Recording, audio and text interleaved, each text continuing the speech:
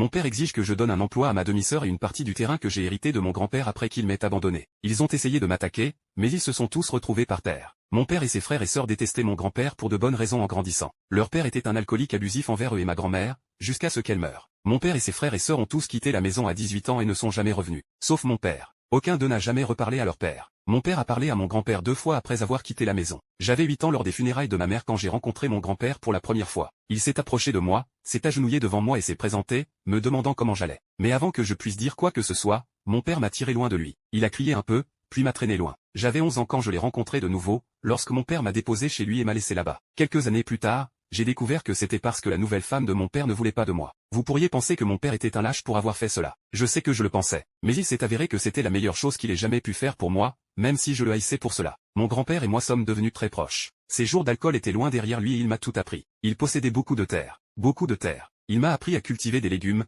à entretenir la propriété et à prendre soin des terres, à s'occuper des animaux et à chasser. Et il m'a poussé à obtenir une éducation. J'étais le plus heureux quand lui et moi travaillions ensemble sur les terres. Pendant tout ce temps passé sur les terres, à travailler sur un projet ou un autre, il m'a raconté sa vie et ce qu'il avait fait à sa famille. Il n'a pas cherché d'excuses, il n'a pas essayé de justifier son comportement. Il m'a parlé de toute la douleur et la souffrance qu'il avait causée. Quand je lui ai demandé pourquoi il n'avait pas essayé de se réconcilier avec ses enfants, il a dit qu'il ne pouvait pas oublier ce qu'il leur avait fait subir. Il comprenait cela et l'acceptait. J'avais 26 ans quand il est décédé. J'ai appelé mon père pour le lui faire savoir, j'ai dû lui rappeler qui j'étais. Il n'est pas resté longtemps au téléphone, m'a dit de m'occuper des funérailles, puis a raccroché. Sachant ce que je savais de son enfance, je ne lui en voulais pas. Mais il n'a même pas demandé comment j'allais. Le ressentiment que j'avais déjà pour lui a grandi après les funérailles. Une jeune femme s'est présentée à moi lors de la veillée. Elle était ma cousine. Je savais que mon père avait des frères et sœurs, mais c'est tout ce que je savais. Je ne les avais jamais rencontrés, je ne savais rien d'eux. Donc je n'ai appelé personne pour les informer de la mort de mon grand-père. Je lui ai demandé comment elle savait, et elle m'a dit que mon père avait appelé sa mère. Elle a passé quelques jours en ville après les funérailles, et nous sommes restés en contact après. Nous sommes devenus, et sommes toujours, très proches. Quelques années plus tard,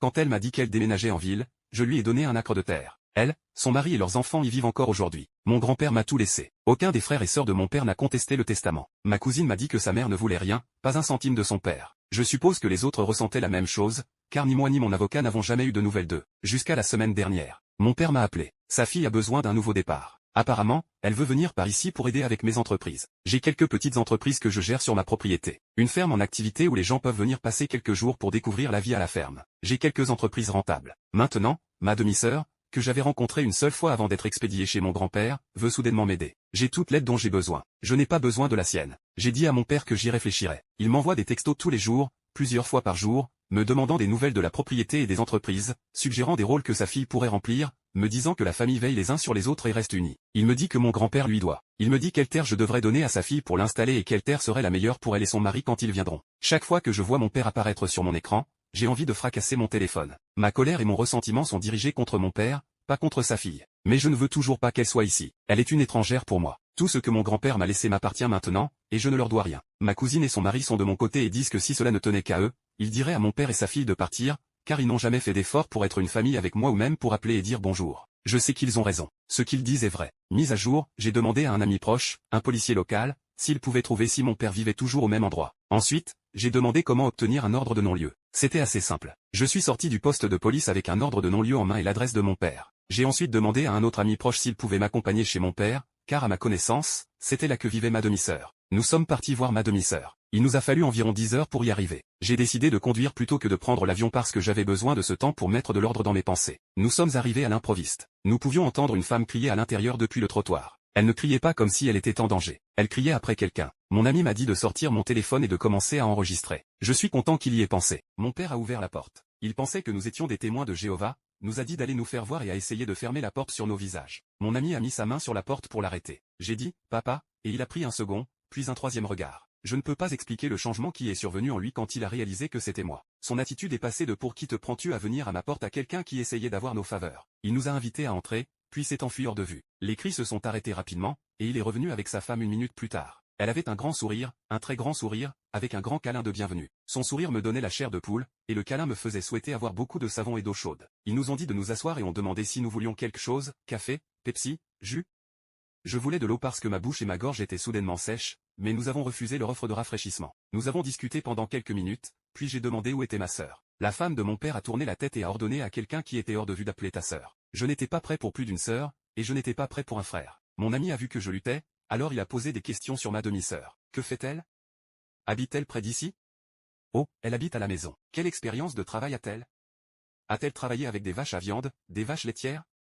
Il y avait une raison pour laquelle j'avais demandé à cet ami particulier de m'accompagner, et une raison pour laquelle il posait ces questions. Moins d'une demi-heure plus tard, 2 filles sont entrées. Elles étaient manifestement sœurs. Je n'ai ressenti aucune bonne vibration de leur part. La plus jeune a fait le tour du coin, et nous pouvions l'entendre dire à son frère qu'elle avait faim et de lui faire quelque chose à manger. Un sandwich, pour l'amour de Dieu. La plus âgée est entrée et s'est assise à côté de sa mère. Elle se prélassait dans son siège comme si c'était un trône et elle était la reine. À en juger par le regard sur le visage de sa mère, elle avait été élevée pour le croire. Elle a regardé mon ami, l'a ignoré, puis m'a regardé et a souri de manière narquoise. Elle a dit, « Tu es le con qui va me mettre en place. » Elle a dit cela comme si c'était déjà un fait accompli. J'ai dit, « Pas moi. » J'ai regardé mon ami, et il a dit non, qu'il ne la prenait pas. 2 ou 3 secondes se sont écoulées avant que la femme de mon père demande ce que nous voulions dire. Je leur ai dit que je n'avais aucun poste disponible et que je ne prenais aucun nouvel employé, mais que mon ami recherchait des ouvriers agricoles. Il a ensuite dit qu'il ne cherchait plus ici. Elle a alors demandé, « Et la terre ? » Mon ami a dit que le travail venait avec un cotage de 2 chambres à un loyer réduit. Mais le poste n'était plus disponible. Puis tout a explosé. Il y a eu des accusations de vouloir les dominer, d'être une merde prétentieux, de penser que j'étais meilleur qu'eux, qu'ils avaient toujours su que j'étais défectueux. La femme de mon père a essayé de m'attaquer,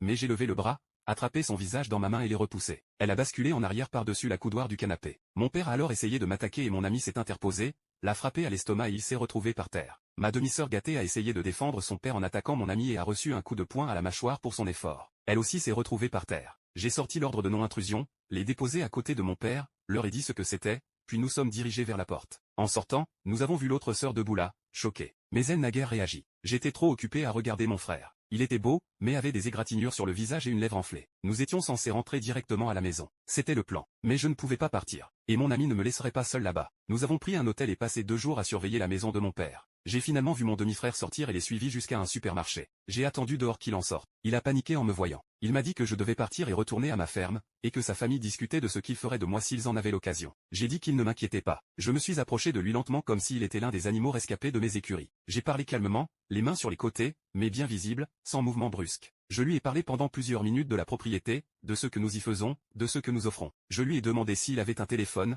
puis je lui ai donné mon numéro, lui disant qu'il pouvait m'appeler ou m'envoyer un message à tout moment, jour ou nuit, et que je répondrais. Puis je me suis éloigné. Je lui ai dit que j'attendrais son appel. Il m'a envoyé un message pendant notre long trajet de retour et m'a demandé si j'avais des chiens. Cela fait environ une semaine depuis. Il m'envoie des messages tous les jours, plusieurs fois par jour. Il m'a appelé à 2 heures du matin la nuit dernière. Nous avons parlé pendant 1 heure des chiens et à la fin de l'appel, il m'a dit qu'il aurait 18 ans en mai. Il veut demander s'il peut venir ici quand il pourra légalement quitter ses parents. Je viendrai le chercher moi-même le jour de son anniversaire si c'est ce qu'il veut.